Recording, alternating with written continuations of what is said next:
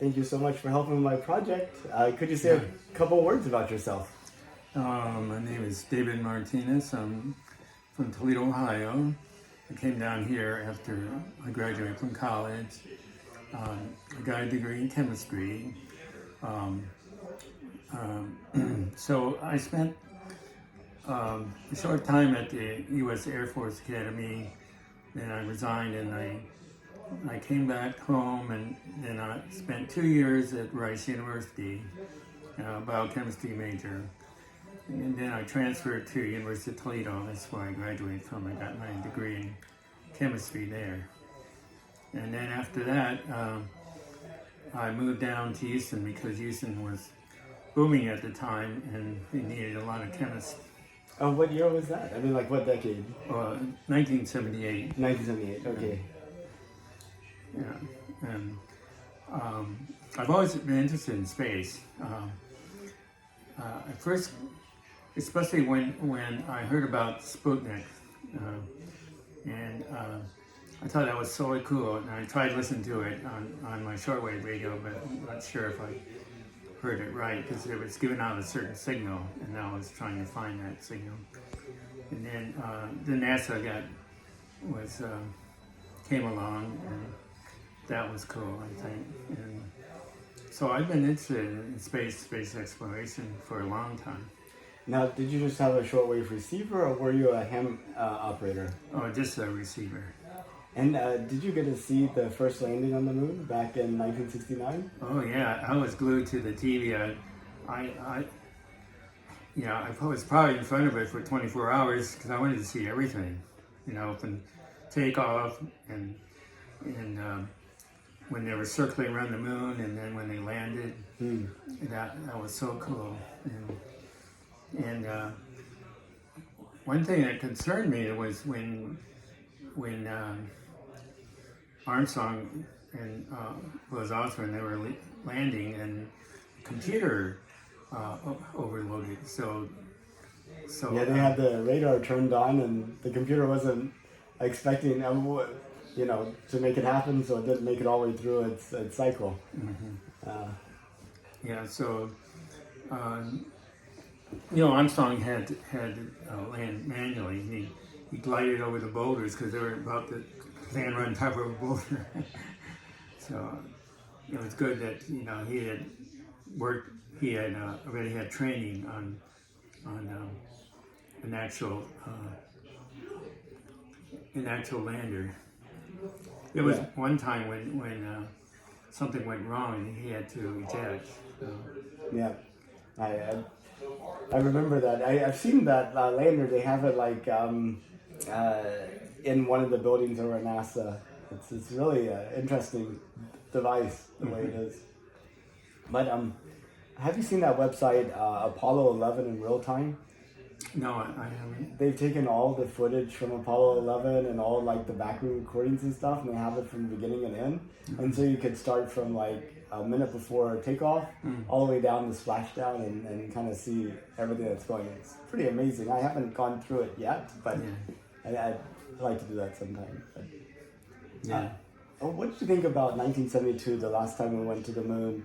Did it really click that this is be the last time for a long time, or did you think it's just a brief pause, or how did you feel about it at the time? Well, I knew it would be a while before we go back to the moon. I didn't expect it to be 50 years. So I was disappointed that President Nixon decided to cut it off. And supposedly there were 2 more flights scheduled, but they never did it. So that was a shame. And I know NASA tried to go to the moon multiple times before, but when did you find out about Artemis? Oh, well, I'm not sure what year it was, but, I've been following, what's going on in space all the time, so I'm not exactly sure when I heard about it. But I remember reading that the reason they chose the name Artemis, because that was Artemis. I believe Artemis was Apollo's sister. Also, the goddess of the moon and the goddess of the hunt, but the sister of Apollo. That's kind of a neat thing. What do you think about us going back to the moon? Oh, I think that's good because originally, weren't they going to go straight to Mars first? And I thought, no, that's not a good idea. They should go back to the moon and maybe even have a base there, and then from the moon go to Mars from there instead of going, because you use so much propellant just trying to get up in space, you know. And I thought, well, if they're already on the moon, then they wouldn't need to use so much fuel. And now that we've discovered water ice in these permanently shadowed areas on the poles of the moon, you know, maybe potentially that could be used for refueling if it's hydrogen oxygen. Yeah, and then, I imagine they would have solar panels that generate the electricity that they would need because aren't there parts of the moon that's always in the sun, or does it vary? But near the poles, some very tall peaks are almost continuously in the sunlight. But that's pretty much I mean, it still rotates every 28 days. Yeah. You know, generally speaking, a part of the moon would be in the sun for 14 days and then in the shadow for 14 days. So, I was wondering what you thought about the future of humanity. Whenever you think out like 200 years, do you see humans living on multiple planets, or do you think we're still on Earth only? well, that's kind of hard to know, see, because we're, you know, there's still things that we need to worry about, like Russia and Ukraine, and then Europe and the U.S. You know, if they're going to get into a battle, and are they going to start launching nuclear missiles out there, and then that's going to destroy all their infrastructure, and then it would take years to rebuild again and deal with the reactivity. Of course, it also might provide motivation. You know, people didn't come to North America because it's so pleasant. They came to North America because Europe wasn't a nice place to be at the time. Yeah.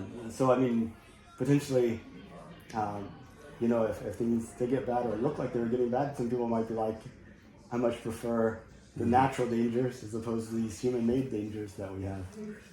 Yeah, so, yeah, I suppose they could have a big colony on Mars, but they're going to have to deal with you know, the atmosphere is very thin, and then Mars is always being bombarded by micrometeorites, so they're going to have to figure out how to shield themselves. And then there's a radiation coming from the sun, and they have to deal with that too. So, you know, they got to start be able to grow things too, because they can't depend on the Earth shipping them food. You know.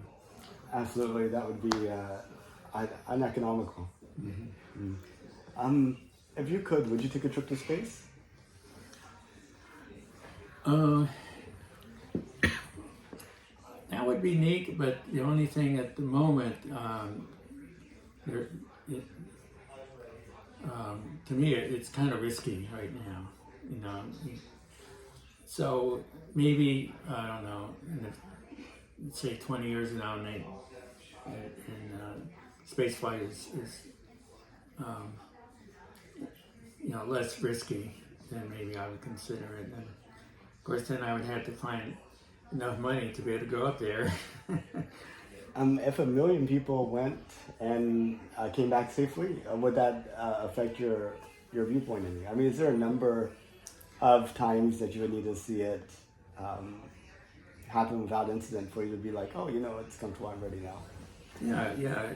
If there was a lot of people that went up there and would say, kind of like with airplane travel. I mean, there's always risk in air, but most people go and come back and nothing happens. So. Yeah, a big difference also between commercial aviation and general aviation. You know, it's like professional pilots and you know, kind of weekend pilots or stuff. Yeah. Well, David, thank you so much for your time. I really appreciate you participating in my project as we close out 2024. You're welcome.